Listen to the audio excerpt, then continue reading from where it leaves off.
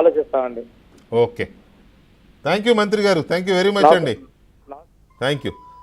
విజయ్ కుమార్ గారు, అది మంత్రి గారు చెప్పిన మాట. అది ఈసారికి అయితే పెన్షన్లు ఏదో ఒక రూపంలో పంపిస్తాము, కానీ వాలంటీర్ వ్యవస్థకు సంబంధించి ఇంకా విధానపరమైన నిర్ణయం తీసుకోలేదు.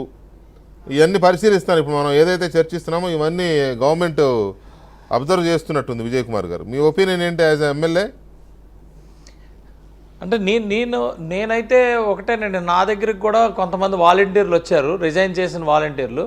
నేనైతే చాలా క్లారిటీగా చెప్పాను, అది అప్పుడున్న ఎమ్మెల్యే కావాలని మా దగ్గర మీకు తెలిసే ఉంటుంది, సోషల్ మీడియాలోని మా పాత ఎక్స్ఎమ్మెల్యే ఆయన ఏకంగా వాలంటీర్లు తిట్టి చేస్తే కొంచెం వాళ్ళిద్దరి మధ్యన ఆర్గ్యుమెంట్ అయిన రికార్డింగ్ కూడా బయట వైరల్ అయింది.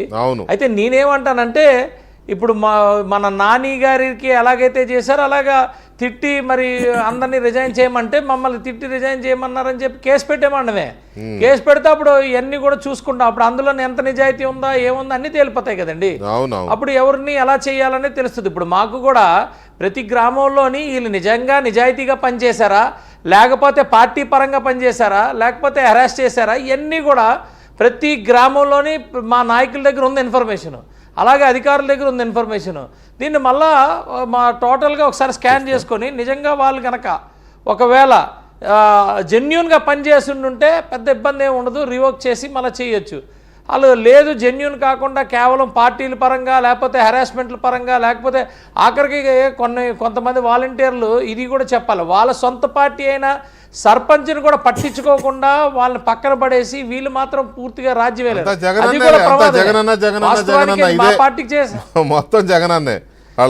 జగనన్న చేశారు. సర్పంచులను అయితే ఎంత దారుణంగా అంటే సర్పంచుల్ని పూచికి అసలు దారుణంగా వాళ్ళని ట్రీట్ చేశారు. అలాంటి వాళ్ళు కూడా వాలంటీర్లుగా పనికిరారు.